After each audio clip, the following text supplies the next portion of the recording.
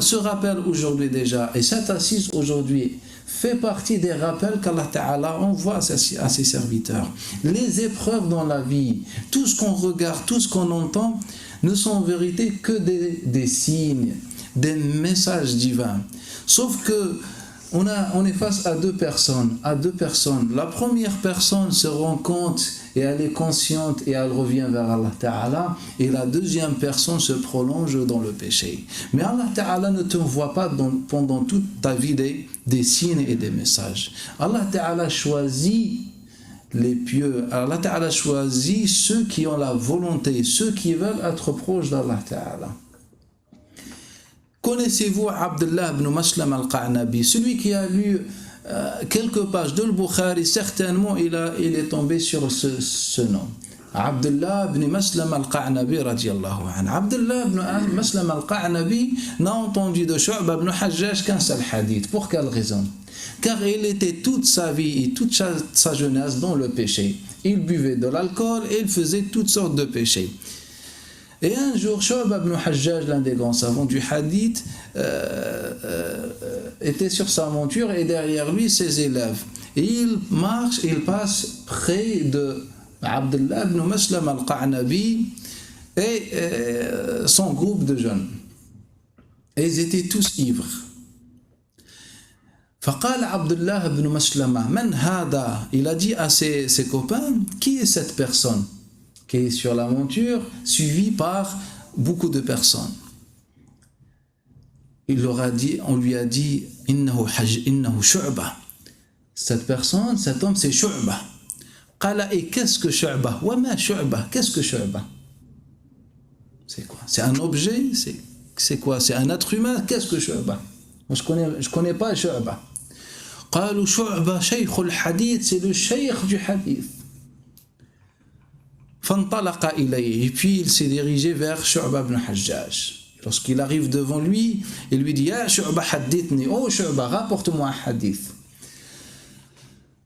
قال إن الحديث لا ينزه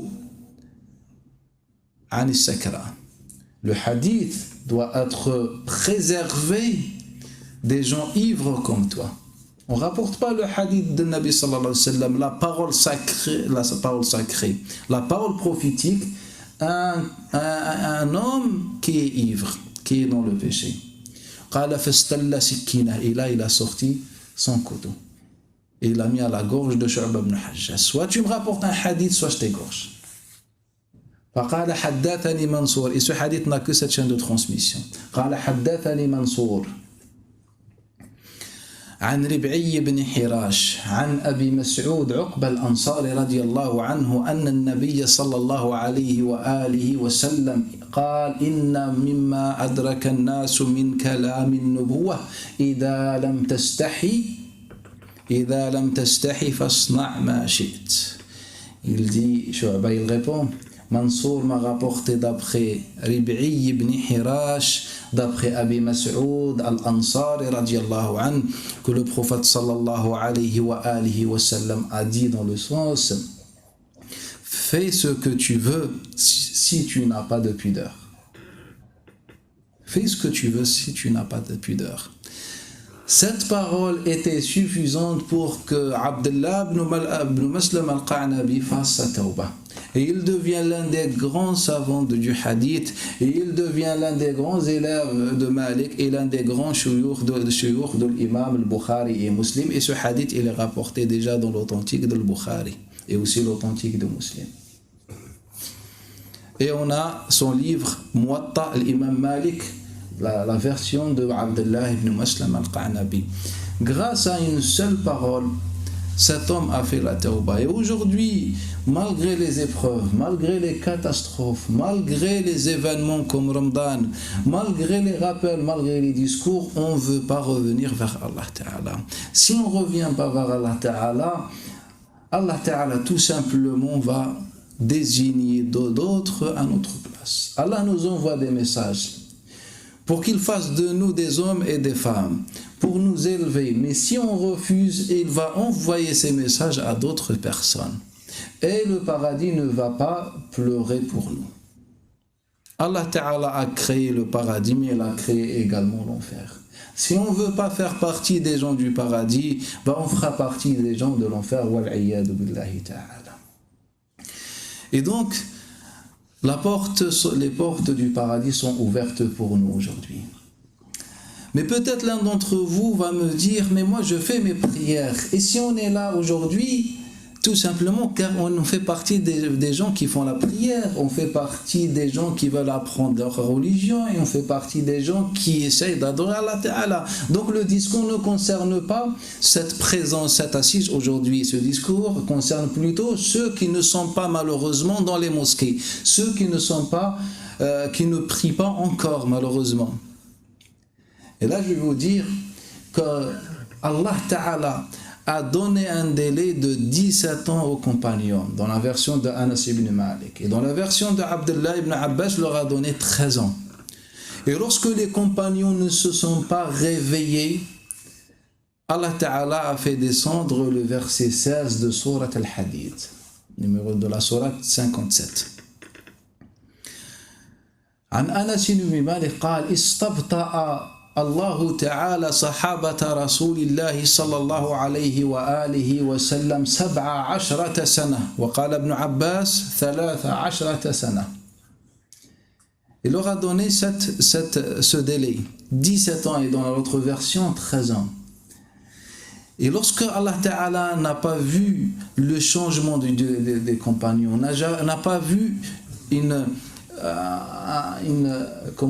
un changement dans la vie, une progression positive, Allah Ta'ala leur a fait descendre قوله تعالى ألم يأن للذين آمنوا أن تخشع قلوبهم لذكر الله وما نزل من الحق. Le moment n'est-il pas venu à ceux qui ont cru que leur cœur s'humilie à l'évocation d'Allah Ta'ala et devant le Coran al-Karim qu'on a fait descendre.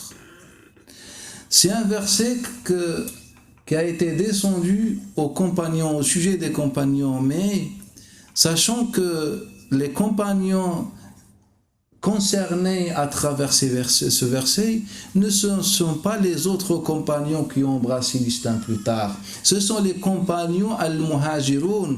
Et sur leur tête, Abdullah ibn Mas'ud, Omar ibn Khattab, Ali ibn Abi Talib, Abu Bakr as-Siddiq et les autres. Imaginez que ce verset parle de ses compagnons. Le moment n'est-il pas venu pour ceux qui ont cru que leur cœur s'humilie, que leur cœur fasse la tawbah, que leur vie change, alors qu'on parle des compagnons qui ont soutenu Muhammad sallallahu alayhi wa sallam, des compagnons qui ont tout délaissé derrière eux à Mecca, des compagnons qui étaient présents dans tous les événements importants et les événements difficiles. On n'est pas en train de parler de n'importe qui, mais en vérité, on ne peut pas dire qu'un musulman, qu'un homme a atteint un degré et puis il s'arrête dessus. Au contraire, l'islam, toujours, il y a une évolution. L'islam, il y a la continuation tout le temps dans l'adoration. Donc Allah Ta'ala a fait descendre ce verset sur ses compagnons, Abdullah ibn Mas'ud, Abu Bakr as-Siddiq et les autres.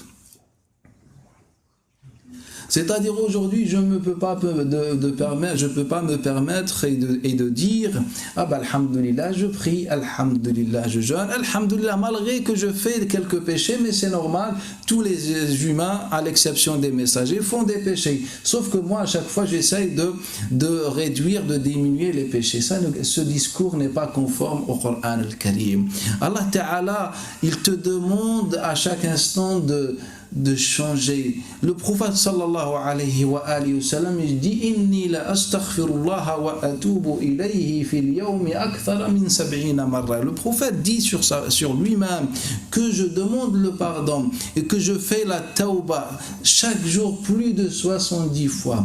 Mais qu'est-ce que le prophète sallallahu alayhi wa sallam voulait dire à travers cette parole? Est-ce qu'il voulait dire, c'est juste se prendre un chapelet et de dire astaghfirullah wa atubu ilayhi, astaghfirullah wa atubu ilayhi? Le prophète sallallahu alayhi wa sallam ne voulait pas dire ça. Il n'a pas dit inni la adhkur al-istighfar. Il n'a pas dit que j'évoque Allah Ta'ala en demandant le pardon et le repentir. Il a dit que je fais. Donc c'était un acte.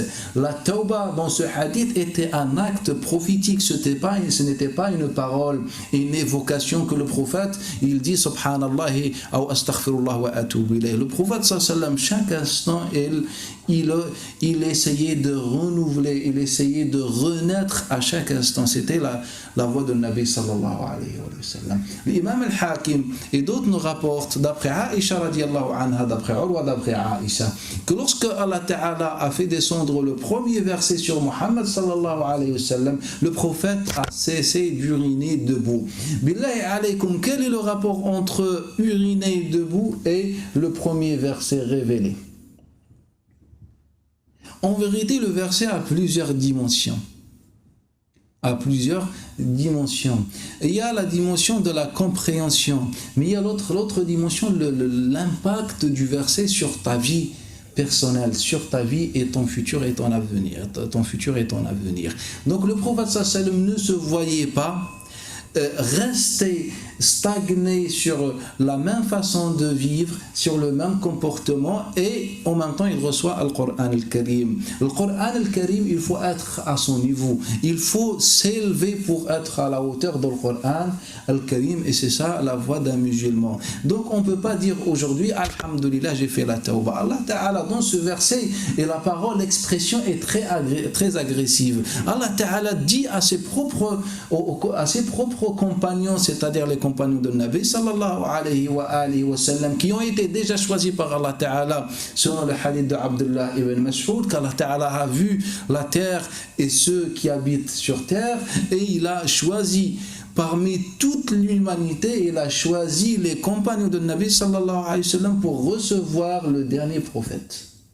Donc ce sont des gens choisis par Allah Ta'ala. Il leur dit que le moment que réveillez-vous, pourquoi vos cœurs restent toujours les mêmes, pourquoi il n'y a pas de changement, réveillez-vous un petit peu.